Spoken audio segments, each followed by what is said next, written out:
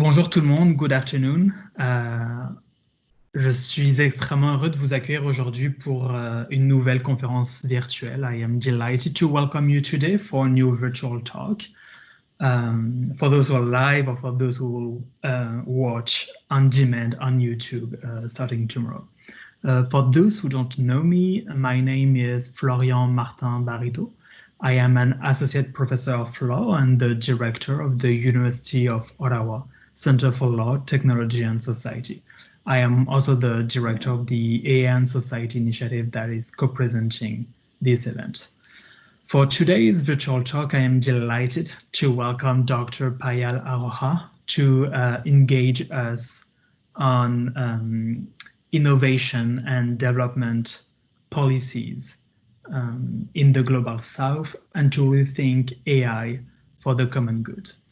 A digital anthropologist, Payal Arora is a professor and the chair in technology, values, and global media cultures at Erasmus University Rotterdam.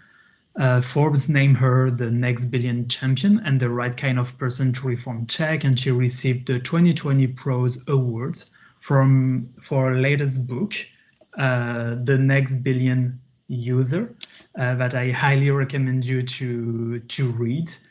So The Next Billion User, Digital Life Beyond the West, that was published by Harvard University Press. And today she will present some of her research findings from this book. So without further ado, I will hand it over to Payal for a presentation, and then I will facilitate the Q&A session.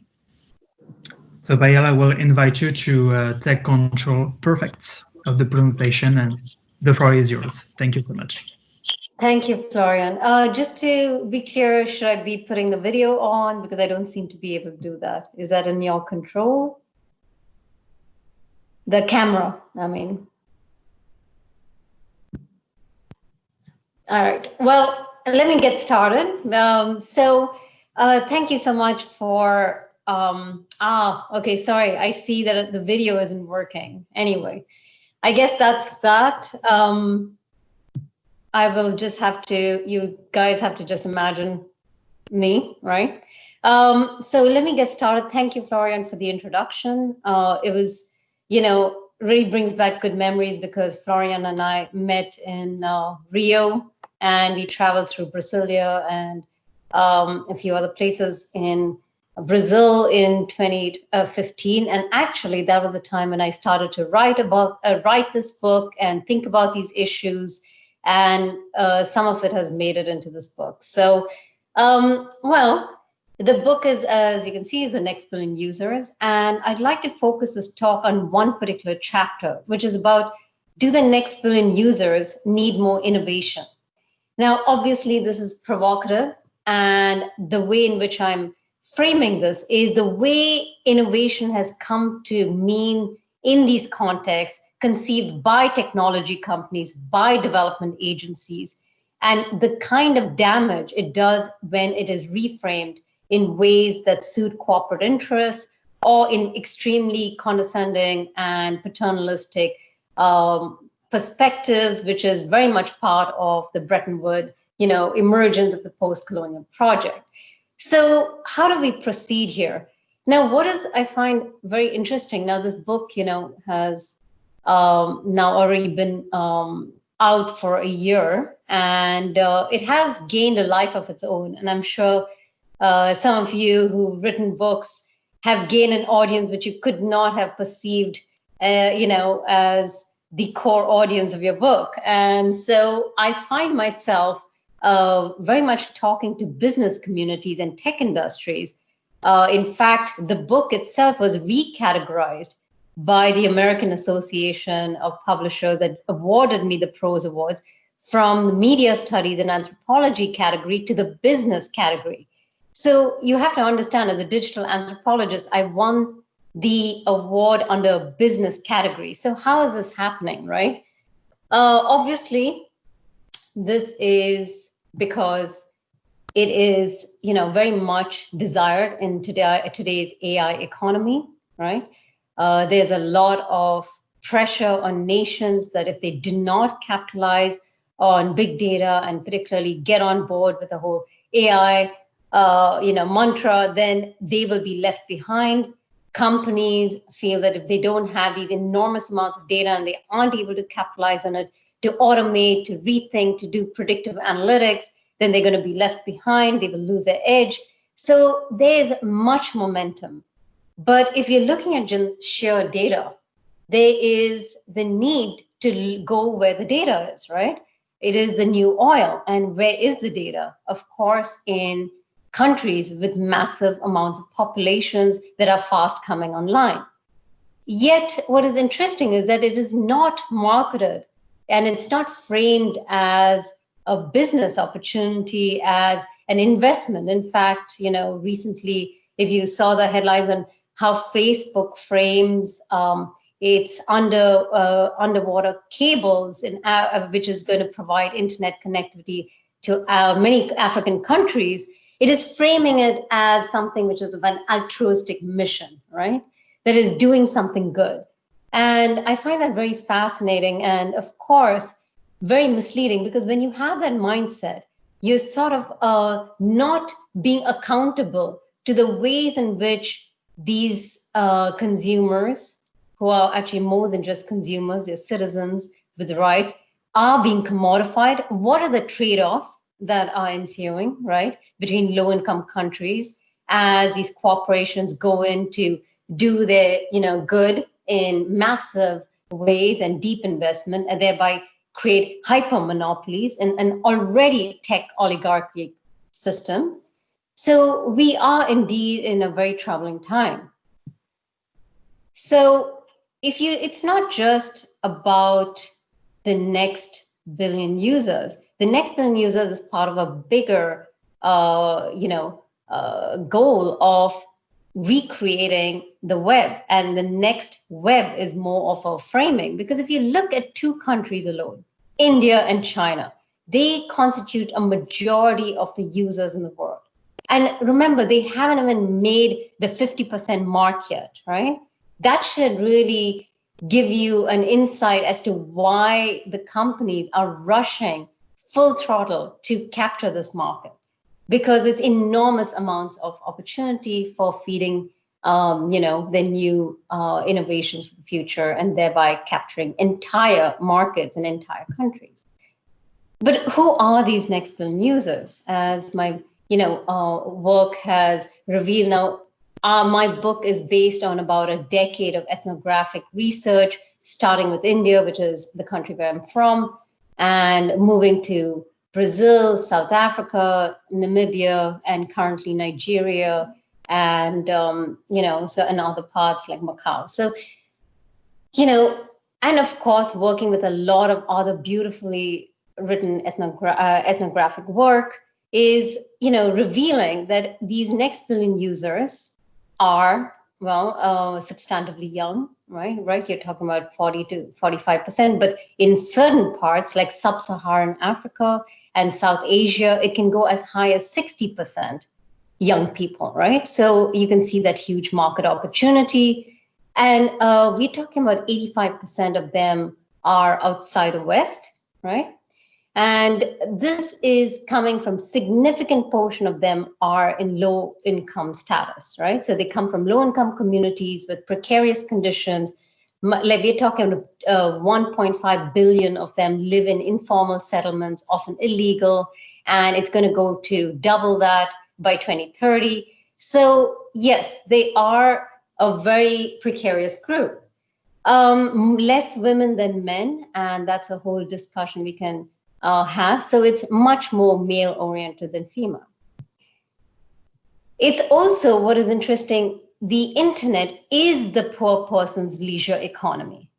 And, this really defies a development logic, because surely you cannot justify the whole goodness through leisure, because somehow poverty is meant to be serious. You can't possibly trivialize it with entertainment or with, discovering your sexuality. No, women should be checking health information. Men should be checking, crop prices so they can be more competitive. So if you look at the kinds of projects and the ways in which people immerse themselves as they explore the next billion users in these contexts, it's remarkably different from the way we approach consumers in a typical country in the US or in, say, the Netherlands, where you look at them as a typical user, right? And actually, you do want to capture their entertainment consumption and their gaming consumption. These are massive markets. But you just don't find that parallel in these contexts because there's a huge kind of moral economy around that, which stems from a history and legacy of development, a development mindset, right? Now, the changes that have been made significantly in the last few years have actually been interesting because it stemmed from the private sector. For instance, right? Jio, one of the top mobile companies, and of course, owned by one of the billionaires of India, Mukesh Ambani, has, with deep pockets, has invested in Jio, which is basically the so-called poor man's phone. And it was specifically marketed. It wasn't a trickle-down strategy. It was specifically marketed to the segment, right? Which is the majority, marginalized majority, as I call it. So what is also very telling is they had a marketing principle called the ABCD marketing principle, which is that they just looked at what the data was telling them. And what the data was telling them was that majority of low-income people, when they have saved up their money and got the limited data plans, are still spending much of their data on 4 key categories, right? A for astronomy, B for Bollywood, C for cricket, and D for devotion. And so through that, they were able to capture much of this marketplace. Now, I'd like to talk about 5 circulating myths about how the way in which innovation is framed is problematic, and these are ways in which we can sort of disrupt these myths. The first is novelty is good and exceptional, right? So there's much, the framing of the global poor have undergone quite a transformation, almost now at this point, schizophrenic, because you will find any trope you're looking for. The poor are lazy, the poor are criminals, the poor are entrepreneurial, they are self-starters. So whatever you want, you're going to find it. And that's a really, strategic sort of approach to the global poor, because they are coined and they are framed in ways for specific interests.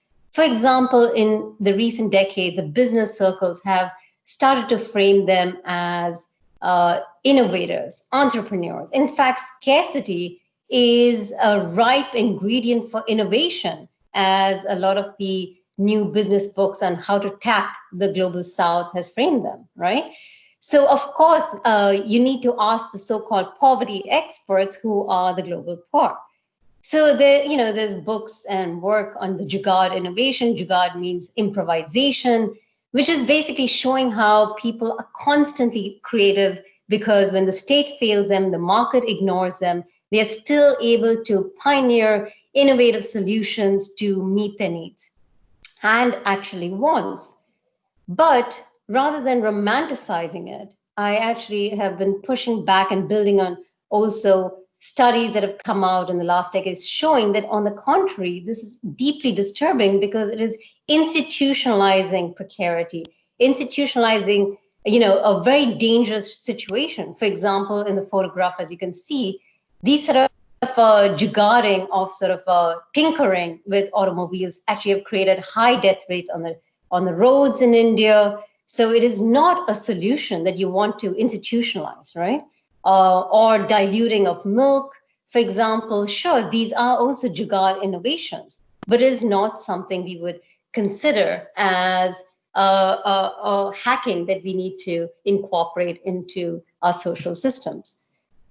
Now, the other aspect of novelty being good really is about somehow we look at now the global poor as when they are, being entrepreneurial, we celebrate it, right? But actually we need to normalize it, de-exoticize them, because they span the spectrum of the kinds of actions you can do. In fact, they may even steer towards the criminal because these are the only opportunities often that are provided to them, or low-hanging fruit. Let me give you a concrete example, right? Arora is a dating app. Just to step back on that, is just to give you a sense is that I have a chapter in this book about the romance economy, because you would think that, amongst this low-income population, surely they have a hierarchy of needs, which is very much the Maslow pyramid, where they satisfy the basic, survival needs before they go into self-actualization. But on the contrary, you need to turn that pyramid on its head. In fact, what I found was that people, because particularly there's such a significant number of young people, are driven by the romance economy, striving for, an experience to have a boyfriend or a girlfriend, before they get arranged marriages. I mean, give you a perspective, less than 2% of the Indian youth today will have a love marriage, right? So that they are fed on Bollywood and this deep desire to have experience before they get married. So it is no wonder that dating apps targeted to them are extremely one of the popular, and oftentimes one of the most popular place where data is invested. Now, Arora is a Chinese app which was designed particularly for these, what they call tier 3 markets, right? Most dating apps are designed for, middle class and upwards. But here's a caveat. The Arora has no intent to create actual relationships. What they want is to really capitalize on the desperation of mainly lonely single men from low-income brackets. So the way in which this works is that they target low-income men.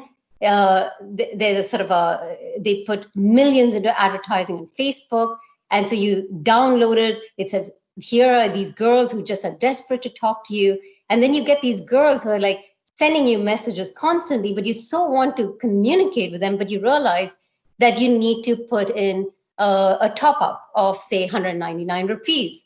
So say $1. So, a couple of dollars. So you put that in, and then you start to chat, but then you want a video call, and the girl's like, I so want to see you. So then you have to put more. Basically, it's a scam that gets people to spend more money until you realize you've been had, right? And the way in which it was able to game, even like we're talking about the Play Store, is by actually really advertising. So it literally was advertising as the India's #1 dating app. So emphasis on, looks like I'm running like way over time, so let me just move faster. Emphasis on the product over process. There's much on when we talk about innovation as product driven. But that is a very fixed sort of game, because you have often these tech oligarchs which have way too much of an advantage. They control the entire supply chains. So if you see how China or how India are innovating, usually it's through the back doors as neglected areas, which is not worth these monopolies, and moving through humbler means, right? And often the humbler means are process innovation. And that's when you start to look, what is your added advantage? And you start to see that, for example, what do you do in your culture that can really gain an advantage? For example, the dhaba system, which has actually become a Harvard case study, is an age-old system in Mumbai, where there were 5,000 basically delivery people way before mobile phones or any of that. We're talking about 100 years ago. And they delivered 130 lunch boxes and had 260,000 transactions in 6 hours. Literally, they had a human system working in the city, which allowed home-cooked meals to be taken from the house to the office, and the so-called dhabbas or the tiffins are taken back home, right? Now that became one of the strengths through which Flipkart was able to enter the market. Third is radical disruption versus incremental reform. Now, I worked with UNESCO and interviewed I was hired to gauge what does innovation look like amongst all these innovators for the developing countries. And what I found was, through my interviews with the top people like XPRIZE to the smaller fry, is that there was a diversity of entrepreneurs from all parts of the world, extremely rich diversity. So you would assume that it would manifest into a diversity of products and applications, but actually it wasn't, because the fundamentals were very constricted on particular kinds of radical disruption. That is, for example, the app has to be a school within an app, like very massive claims that it has to replace a school, replace a doctor, and the bigger the claim, the more likely you would win the award. So it's the whole financialization of of development for innovation, and that has really skewed and thereby resulting in very similar looking apps, right? In fact, we have a legacy of these sort of massive claims which haven't really come down well, right? So we're talking about from books where Thomas Edison claimed that books will soon be obsolete in the public schools, scholars will be instructed through the eye. This was when the television came about. Or Nicholas Negroponte, when he was celebrating the tablet, he said, oh, it's going to be like a Coke bottle falling out of the sky. He was referencing his One Laptop Per Child project, where he had this vision to drop tablets from a helicopter into the Kalahari Desert. And, normally people would think this is completely lunacy, right? But he got a standing ovation in Silicon Valley in 2001. And today we have Larry Page, who says AI would be the ultimate version of Google, the ultimate search engine that would understand everything on the web. It would understand exactly what you wanted and it would give you the right thing, which seems rather tone deaf considering the kind of literature we have out there, right? And the kinds of results. The fourth point is about automation and assistive tech, where there's so much focus on replacement of people. And in fact, there's a huge sort of framing of much of our processes and our interactions online are being automated or being monitored through bots and are being taken care of in a sort of AI way, smart intelligence. But there's an entire enormous human layers of, content moderators and factories to low-income people actually in tier 3 towns in India and Philippines and many parts of Africa that are literally feeding and labeling data so as to enable these AI revolutions.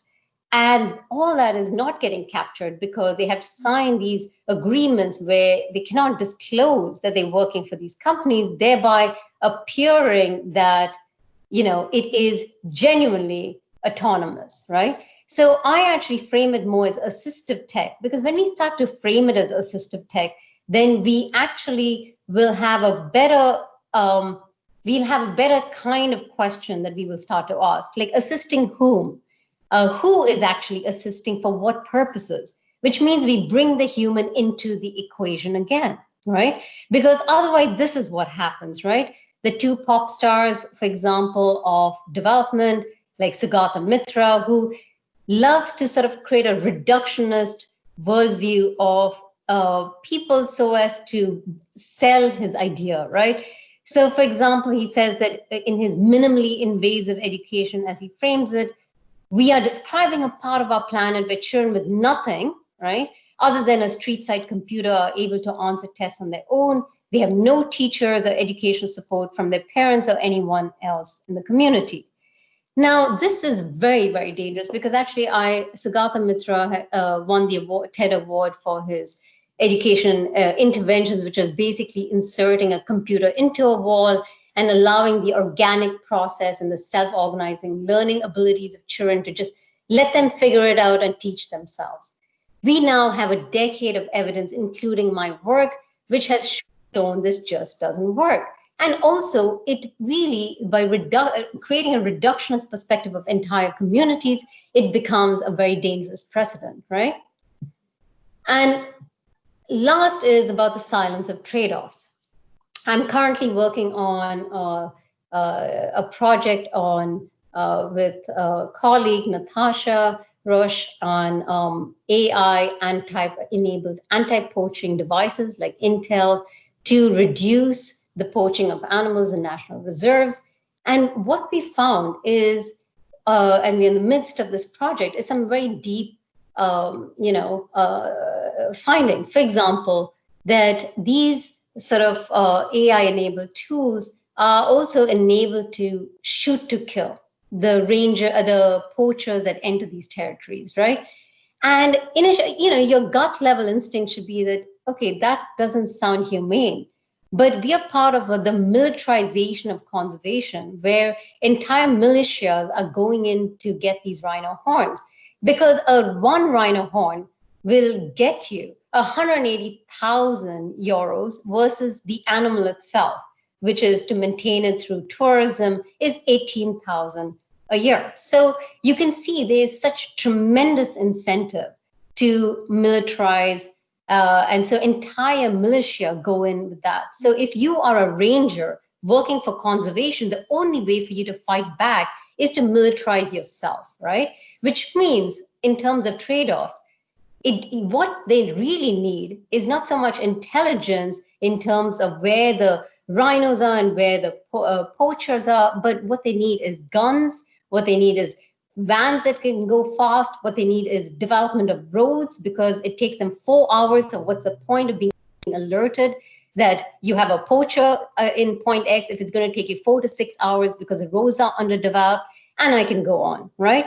So we are starting to realize there's much about low intelligence data that is basically uncaptured versus the obsession with high intelligence data. So let me just sort of wrap up by saying we need to re-question when projects are being framed as good, because often this results in a sort of a live laboratory situation for experimentation with little goal for actually sustained innovation. We have a sort of upside down worldview where we should not look at them as beneficiaries and victims, but really see them as the next billion users, as people who are also trying to self-actualize and will span the spectrum of what humankind is able to manifest, right? From the most evil to the most, entrepreneurial and warm and compassionate, right? So let's not over-romanticize the poor, and let's, see them as ordinary and not exotic, right? And we need to stop creating this sort of blank slate paradigm, which is very typical, as I said, because it accentuates innovation. When you say a community has nothing, thereby your innovation or tech product suddenly seems even more essential, right? And we need to get down to boring innovation. I mean that it's all about the details, the processes, and that's where the secret lies. So I'd like to stop here, and I'm open to questions. And thank you.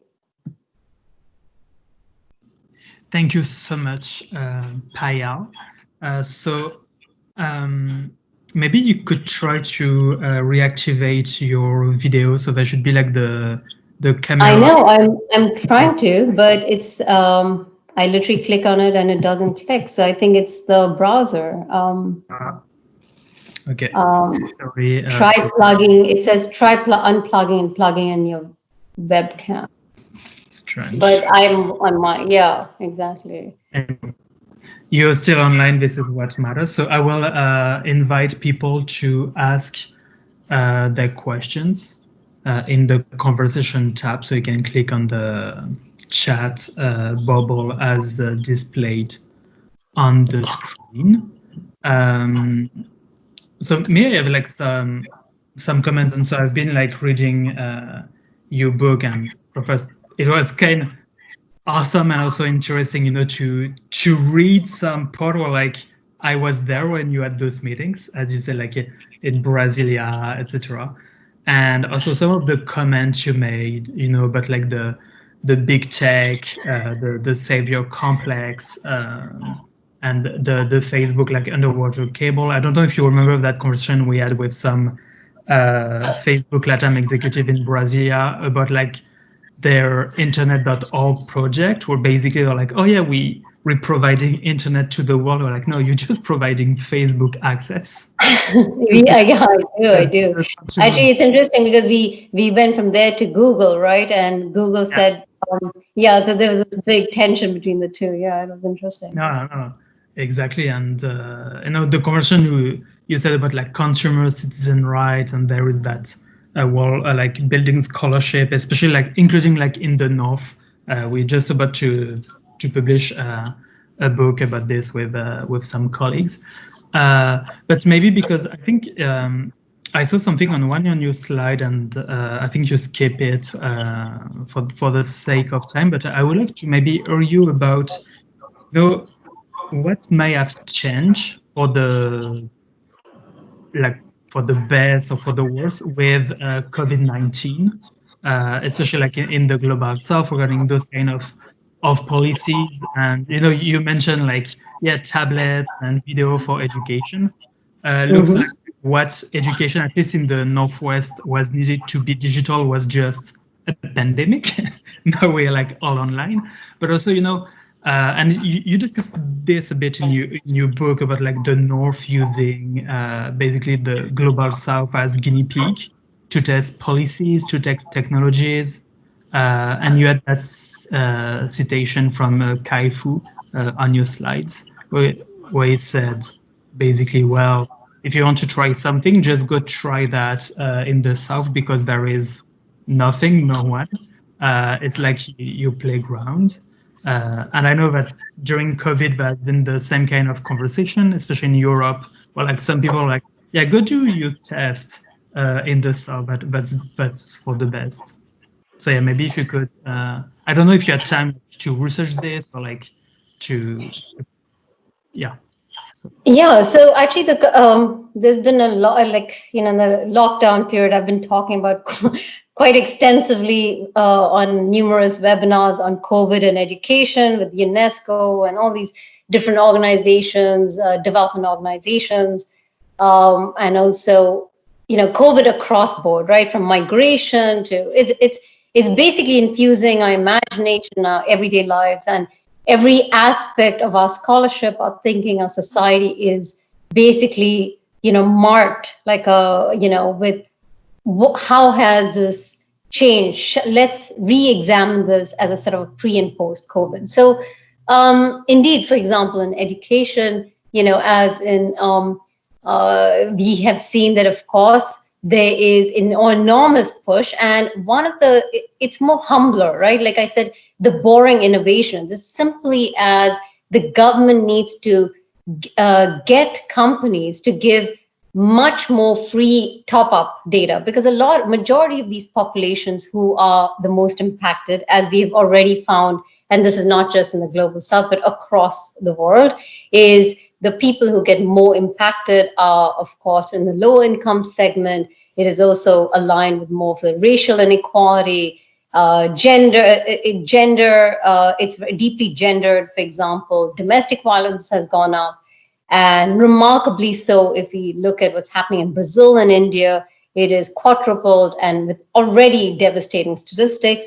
So, one actually it is a dark time in some sense. But on the other hand, people are very optimistic that this is one way that the government has to be able to reform and instill, real bridging of the digital divide, right? So it can't be sustainable where you just ask the company to give extra data to low-income segments on their mobile phone for like a month. We're talking about now it's become an educational system. So these digital spaces are now public institutions. And so there needs to be a new kind of redesign and a new kind of public-private partnership that allows that, because these are not sustainable initiatives. So, in a sense, these are extraordinarily disruptive and really pushing governments to be more accountable. And what is interesting is you see China using, and also in India and a number of countries are using television, for example, in very creative ways, because one thing which is, it's all about the old and new, because when we focus a lot on innovation, we're constantly looking at the new decontextualized from the old. It's as if we have evolved from point A to point B, when in reality, we are often working with a motley group of old and new tech, right? And so, like, for example, in China, they are using the best of minds to give lectures and all kinds of school subjects and given curriculum, to everybody so they can watch the TV, and then you can go on your mobile phone and there's a sort of a gamified platform. So it's sort of trying to optimize both old tech and new tech. And we can also talk about, actually we've been doing interviews with people on the anti-poaching. We talk about rangers and conservationists for the anti-poaching AI software, and now talk about trade-offs. They have found that the whole tourism model absolutely now cannot sustain itself. So they have even more of a problem, because that's no longer a revenue stream, which is actually increasing poaching activities. And it's not just the dark web. So blockchain is enabling the trade, because even wet markets in China are banned. So you have these very vibrant $1 billion worth of trade happening, not in the dark web, but really quite openly. And we can talk more later if interested. But just one of the quick reasons is because of the encrypted nature of platforms, which allows tech companies to not take responsibility why these happen behind walled gardens. Okay, thanks. And maybe another question, so you discussed in your book and in your talk about innovation policies and like development agencies, etc. What would be like your recommendation kind of like for policymakers if the current kind of like approach is not working? What is needed? Is it like to just move to another paradigm? Like, is it we need to rethink maybe the way we measure innovation, because often like we have all those index and like benchmark, but they developed according to a very Western approach to like technology, society, etc. What would be like maybe what needs to be done? Well, I mean, that's of course a very requires such an elaborate answer depending on the facets. And of course, it's, I don't want to come up with these extremely broad generalisms, because it's often what needs to be done is very contextually embedded, depending on the field. If it's healthcare, because, there are surveillances of care. So certain kinds of tracking are good, certain kinds of tracking are bad. So by coming up with any kind of uniformity, it could actually defy the purpose. But I'll be more specific and say one aspect, right? Considering the conversation about AI for good is, for instance, policymakers need to, especially governments in low-income countries, should look at their data as a critical public resource. And when they look at it, and we're talking about their citizen data, that is actually really important, because what's happening is that they don't see, and this is meaning in the initial years, they didn't see it having intrinsic deep value. So, for example, Google was able to approach certain governments in India and say, hey, we will design your AI regulation policy for you for free. And the government was getting very excited about that. And without realizing how much of an incentive technology companies can have in their so-called altruistic missions, right? So, things have, of course, changed. And now you see a growing momentum and demand for the nationalization of data. And the idea is, the conversations about data ownership. Who owns the data? Why should a government in Myanmar be subjected? It's become more of a corporate state, because almost all government services now are provided through Facebook. Because Myanmar, for example, opened up only a few years ago and had, like, we're talking about less than 2% of the population had internet. And after they became more democratic, more than 50% of them had some access to the internet. However, we're talking about Facebook was the internet, because this was really done through Facebook free basics, right?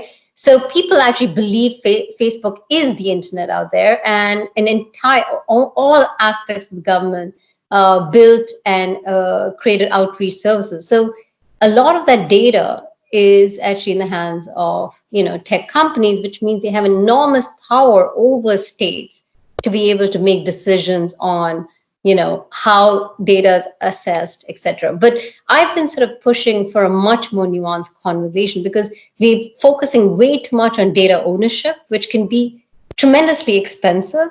And we need to start to think in terms of data management. Who is managing? Who is governing data? For what purposes? Who are the actors? Because ownership per se will not be the solution. I think when you ask the right kind of questions, you're going to be getting much better solutions. Okay.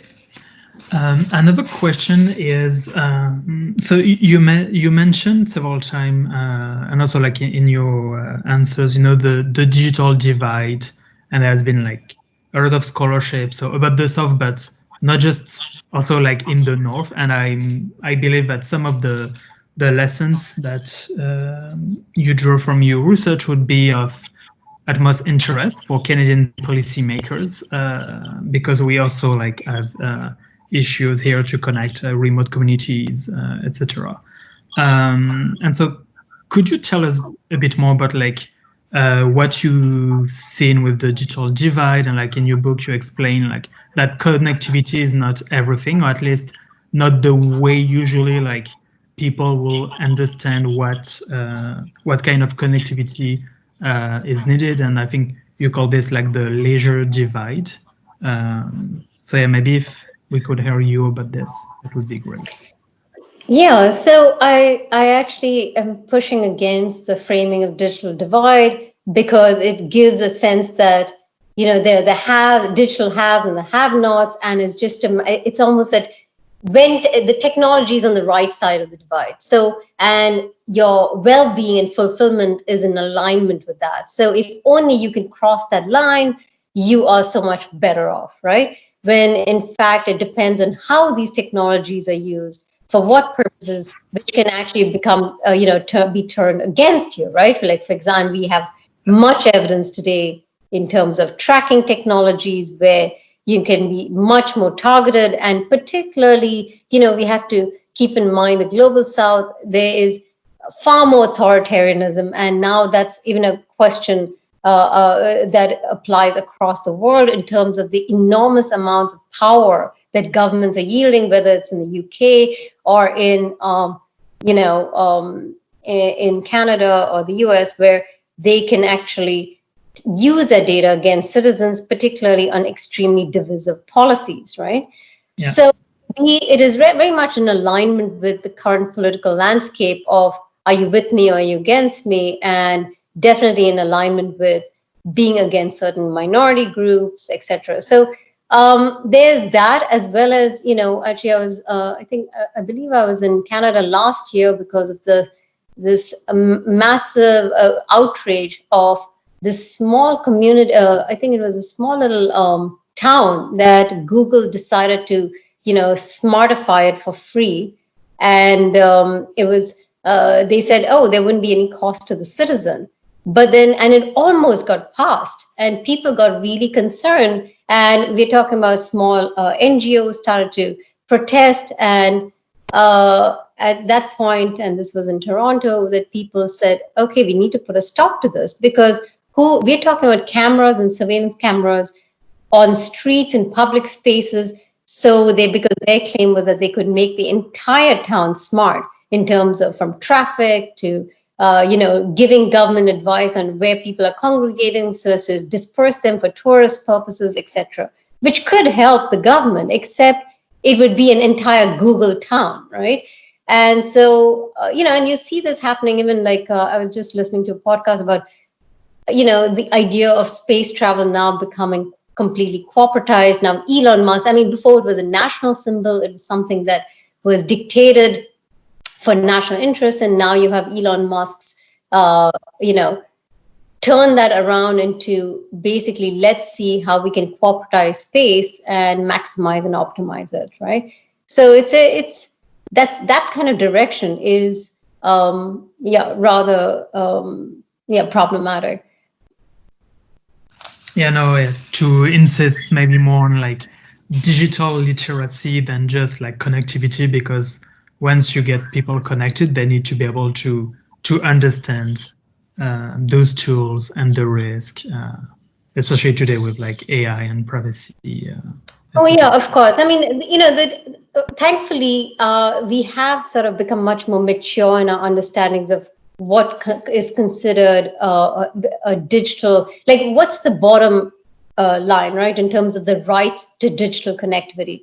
Of course, it is essential, and before it was all about just access, but over the decades, people have realized it's not just about access, it's about usage, the kinds of usage that you're able to do, and that because people found that, for example, girls were given far less freedom to play with technology, and they were more sort of steered towards it being more instrumental and functional, whereas boys were given much more bandwidth on that, as well as, of course, just sheer time, uninterrupted, leisure. And this is where the leisure divide is.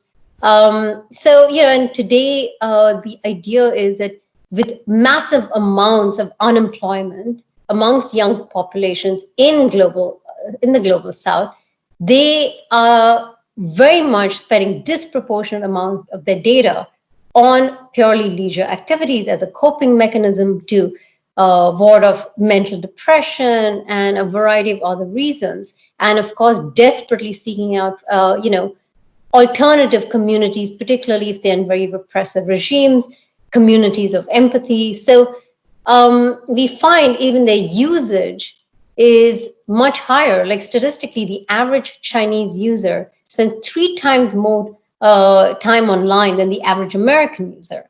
So, it's a very interesting thing. And digital skills, indeed, there's an entire realm of informal learning. And we're not talking about learning for good. When we talk about learning, it sounds like this is, of course, intrinsically good, but you can learn to scam, right?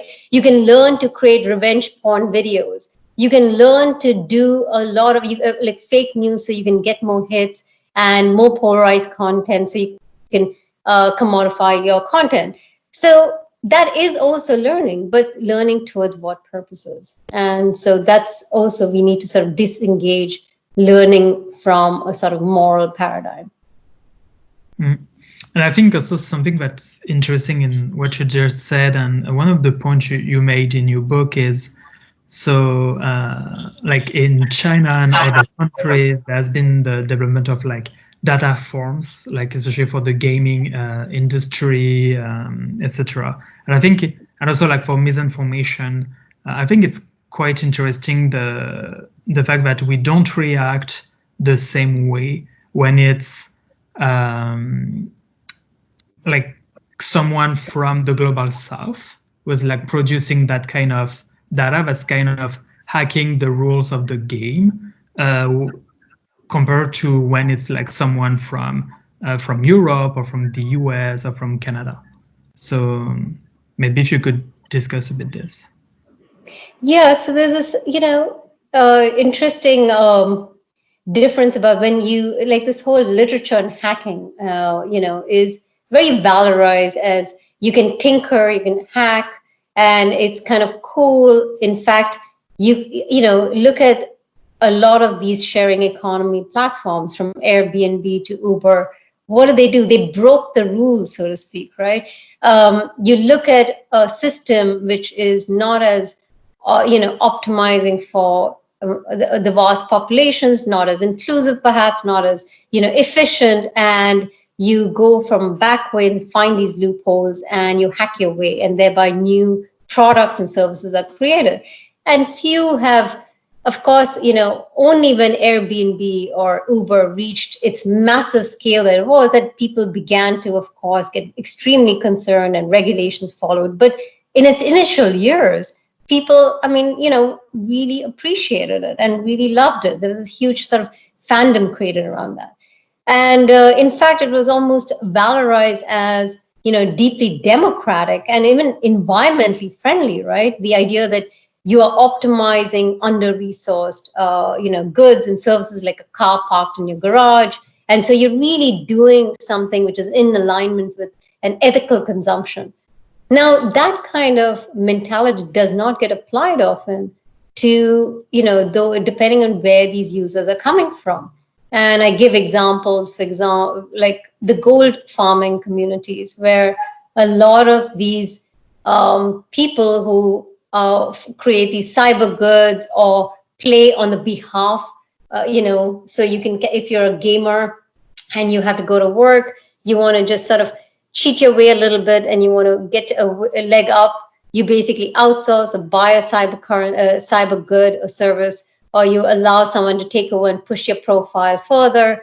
And a lot of these workers are actually in the global south, and they are very much laborious. We're talking about 10 to 12 hours of just sitting behind a desk in massive warehouses in front of a computer screen, gaming so as to make money, but you take very little money back home with you. Often these workers are sleeping at those very venues. We have a case in North Korea where they were prisons are making more than €1 million